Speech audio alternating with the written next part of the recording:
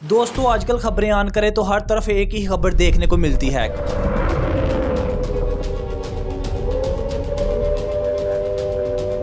कि इसराइल और अमेरिका ने ईरान पर हमला कर दिया है और इनकी आपस में एक कॉन्फ्लिक्ट शुरू हो चुकी है। मिसाइल्स फायर किए जा रहे हैं और ड्रोन्स को हवा में इंटरसेप्ट किया जा रहा है, जिसकी वजह से हर तरफ धुआं ही धुआं नजर आ रहा है। ये देखकर तो ऐसे लगता है जैसे इनकी दुश्मनी हजारों सालों से चल रही है। लेकिन क्या आप यकीन करेंगे कि अगर मैं आपको बताऊं कि हिस्ट्री में एक ऐसा वक्त भी था जब मिडल ईस्ट में अमेरिका का सबसे करीबी और ट्रस्टेड दोस्त ईरान था। जी हाँ, सुनकर शॉकिंग लगा ना। लेकिन ये बात 100% सच है और ऐसा ही था। लेकिन फिर क्या ऐसा हुआ कि दो दोस्त आपस में जानी दुश्मन बन गए?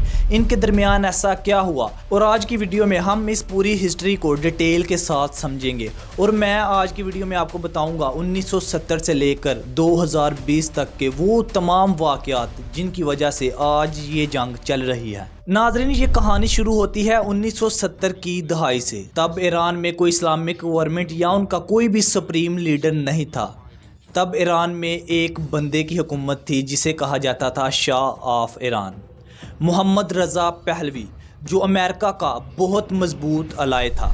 वो अमेरिका को सस्ता तेल फराहम करता था और बदले में अमेरिका उसको मॉडर्न वेपन और उनकी आर्मी को ट्रेन करता था। ये सब कुछ बहुत परफेक्ट तरीके के साथ चल रहा था, लेकिन अंदर ही अंदर ईरान की अवाम शाह की डिक्टेटरशिप और करप्शन से बहुत ज़्यादा तंग आ चुकी थी। फिर आया वो साल जिसने पूरी दुनिया की तारीख बदल के रख दी।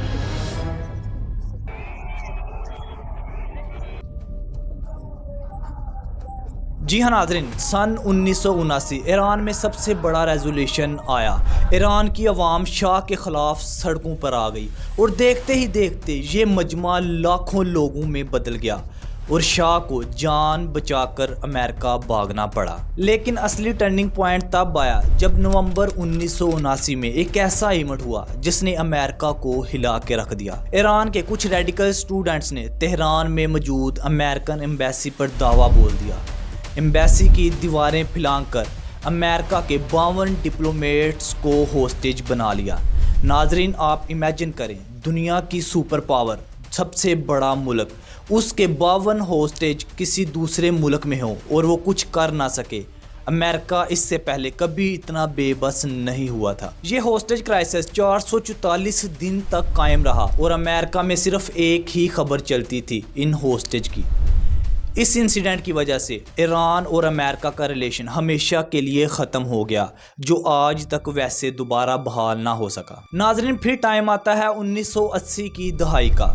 ईरान अभी अपने इंटरनल मामलात से निकल ही रहा था कि उनके नेबर मुल्क इराक ने उन पर हमला कर दिया।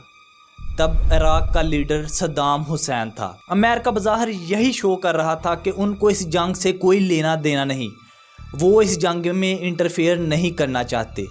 लेकिन बिहाइंड द सीन वो इराक को फंडिंग कर रहे थे और असला भी फराहम कर रहे थे, क्योंकि अमेरिका कभी नहीं चाहता था कि ईरान की ये नई बनने वाली गवर्नमेंट ये जंग जीत जाए। और फिर देखते ही देखते टेंशन इतनी बढ़ गई कि ईरान की नेवी और अमेरिका की नेवी समुंदर में आपस से एक दूसरे से डायरेक्ट लड़ पड़ी और अमेरिका का एक नेवी जहाज़ ईरानी माइन से टकरा गया। उसके नतीजे में अमेरिका ने एक ऑपरेशन लॉन्च कर दिया, जिस ऑपरेशन में उसने ईरान की आधी नेवी फोर्स हलाक कर दी समुंदर में ही। Must know that we will protect our ships, and if they threaten us, they'll pay a price. Evacuate the platform immediately. I repeat, evacuate immediately. और उसके अगले ही साल सन 1999 में ईरान के पहले सुप्रीम लीडर की डेथ होगी और उसकी जगह अली खामनेई पावर में आए और उन्होंने ईरान की गवर्नमेंट का कंट्रोल संभाल लिया। नाज़रीन, अब हम जंप करते हैं 2000 की दहाई में। 9/11 के बाद पूरी दुनिया का सिनेरियो चेंज हो चुका था।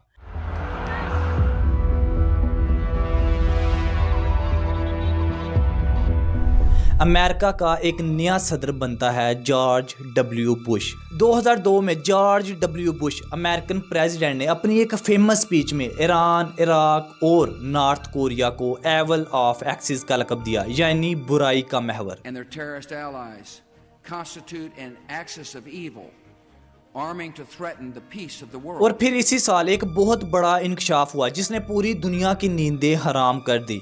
कुछ सीक्रेट डॉक्यूमेंट्स और सैटेलाइट इमेज से पता चला कि ईरान एटम बम बनाने वाला है, और अमेरिका को ये भी पता चल गया कि ईरान एटम बम बनाने के बहुत करीब पहुंच चुका है। और यहाँ से शुरू होती है एक साइबर और प्रॉक्सी वार जिसने दोनों मुल्कों को एक दूसरे के सामने लाकर खड़ा कर दिया और एक दूसरे के दरमियान खुली दुश्मनी पैदा कर दी। और नाजरीन, तारीख में एक ऐसा वक्त भी आता है जब लग रहा था कि सब कुछ अब जल्दी ही ठीक होने वाला है। नाजरीन, 2015 बराक ओबामा अमेरिका का सदर बनता है।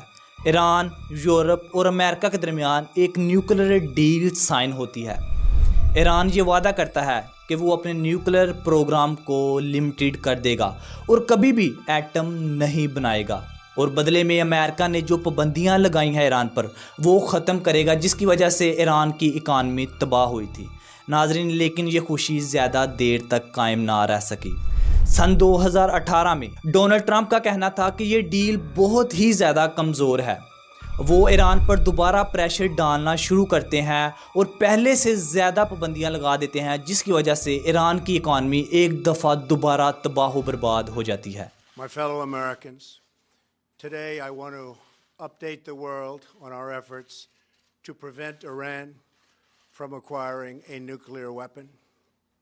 The Iranian regime is the leading state sponsor of terror. और फिर फाइनली वो दिन आ गया जिसने इस जंग की बुनियाद रखी।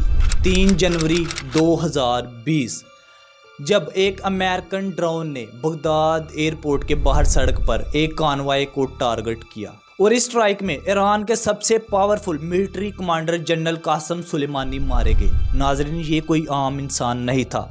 मिडल ईस्ट में ईरान के प्रॉक्सी वार का सबसे बड़ा मास्टरमाइंड यही बंदा था। और फिर इस कत्ल ने दोनों मुल्कों को एक बड़ी जंग के दहाने पर लाकर खड़ा कर दिया। उस दिन जो बदले की आग ईरान में उठी थी, उसकी वजह से आज ये जंग चल रही है।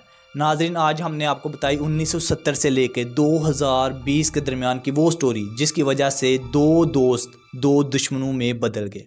नाजरीन, अगर ये वीडियो आपको पसंद आई हो तो मेरे चैनल को सब्सक्राइब ज़रूर कर लीजिएगा और बेल आइकन के बटन को ज़रूर प्रेस कीजिएगा। अपना ख्याल रखिएगा, मुझे दीजिएगा इजाज़त। अल्लाह हाफिज़।